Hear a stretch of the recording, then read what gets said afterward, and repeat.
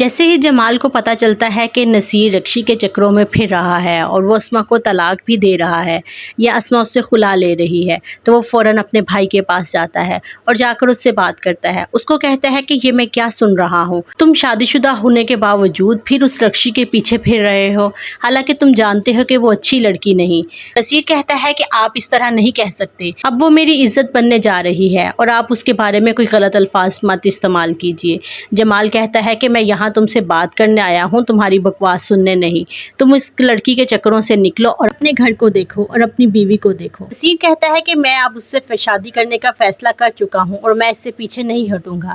جمال کہتا ہے کہ تم ایسا نہیں کر سکتے، وہ صرف تمہارے سے پیسے کے لالچ میں لگی ہے، اس کی ماں کو بھی تو تم جانتے ہو، وہ ہماری محلے دار تھی کہ وہ کس طرح کی عورت ہے۔ لیکن سر پھرا نصیر وہ ماننے کو تیار ہی نہیں ہوتا۔ وہ کہتا ہے کہ نہیں، میں آپ کی بات نہیں سمجھ سکتا، آپ میرے گھر سے جا سکتے ہیں۔ جمال غصے سے اس کے گھر سے نکل آتا ہے۔ ادھر ولید بیبی باجی کو کہتا ہے کہ میں اب آپ کو ادھر نہیں رہنے دوں گا، آپ میرے ساتھ چلیے، میں نے آپ کے لیے ایک گھر خریدا ہے۔ بیبی باجی کہتی ہے کہ کیسا گھر، لیکن تمہارے پاس اتنے پیسے کہاں سے آئے؟ ولید کہتا ہے کہ وہ ابو کے دوست ہیں، انہوں نے مجھے کہا تھا کہ تم گھر خرید لو اور جتنے پیسے تم سے ہو سکے تم اس کے دے دو، اور ادھار کو ناپسند کرتے تھے، اور پھر تم نے یہ حرکت کیوں کی؟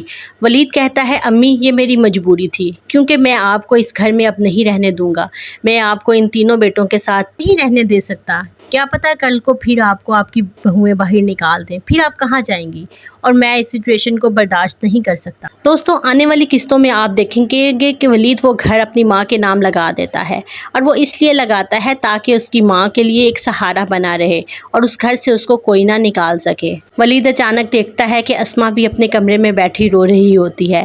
ولید اس کے پاس جاتا ہے اور کہتا ہے کہ اسما بھابھی آپ کیوں رو رہی ہیں؟ اسما کہتی ہے کہ بس اپنی قسمت پر رو رہی ہوں، میرے پاس رونے کے سوا اور چارہ بھی تو کوئی نہیں۔ ولید کہتا ہے کہ آپ نہیں روئیں۔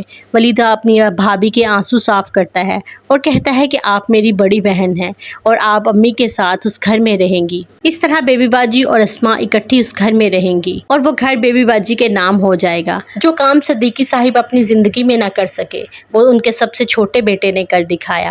ویورز مجھے تو ولید کا یہ فیصلہ بہت اچھا لگا، آپ کی اس بارے میں کیا رائے ہے؟